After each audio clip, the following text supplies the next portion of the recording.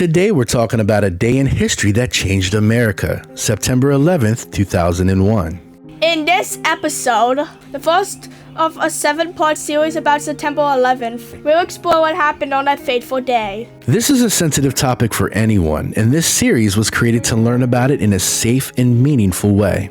What happened on the morning of September 11th, 2001? It was a clear, sunny, normal Tuesday morning. Many people were just beginning their day, heading to work, school, or catching flights. Then something unexpected and scary happened. That morning, 19 terrorists hijacked 4 commercial airplanes. A hijacking means that someone illegally takes control of a vehicle, in this case, passenger planes. The hijackers told the passengers that they would be okay, but that wasn't true. Here's the timeline of events on September 11th. The first plane, American Airlines Flight 11, crashed into the North Tower of the World Trade Center in New York City. Many people assumed that it was an accident. 17 minutes later, a second plane, United Airlines Flight 175, hit the South Tower of the World Trade Center. We knew then that the crashes were not a mistake. 34 minutes after the second crash at the World Trade Center, a third plane, American Airlines Flight 77, crashed into the Pentagon, the American military headquarters located in Arlington, Virginia. 26 minutes after the crash at the Pentagon and an hour and 17 minutes after the first crash, the fourth plane, United Airlines Flight 93, was headed to another target in Washington, D.C. But the passengers fought back and the plane crashed into a field in Pennsylvania, stopping the attack. Each of these attacks happened over a short period of time on September 11th. They changed our country and the world forever.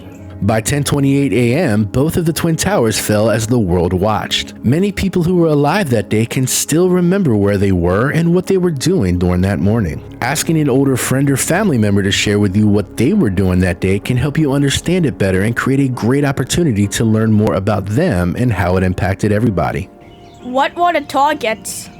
On that day, the terrorists were attacking symbols of American power on purpose. The World Trade Center represented business and international trade. The Pentagon is the home of the U.S. military. The final target was either the United States Capitol or the White House, both symbols of American democracy. We'll take a closer look at each of them in the second episode of this series. The attacks were meant to cause fear and confusion. Instead, they bring out the unity and bravery of the American people more than it has ever had. Despite all the destruction, the American spirit was stronger than ever. How did people respond?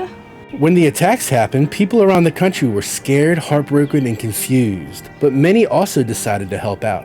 Firefighters, police officers, and emergency workers rushed in dangerous places to save lives. Doctors and nurses worked around the clock to care for the injured. Strangers helped strangers, guiding each other to safety, sharing phones to call loved ones, and offering comfort. Everyday people lined up to donate blood, raise money, and send supplies. In a time of tragedy, many showed true compassion and courage. In the third episode of this series, we will highlight a few of the many heroes from 9/11. What was the human cost on 9/11?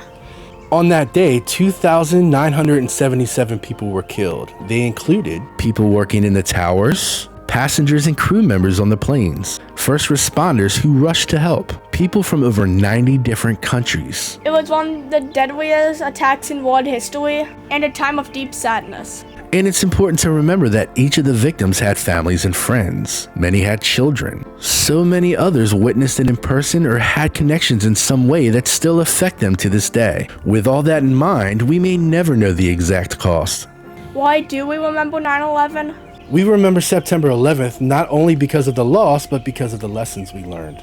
Such as how to stand together in hard times, how to be kind and brave when others need help, how important it is to protect peace and safety for everyone, and how important it is to have a plan when something bad happens. Every year on Patriot Today, people look back on that and honor those who were lost and those who gave their all to help others. Please know that if you have questions, it's okay. Asking questions is how we learn.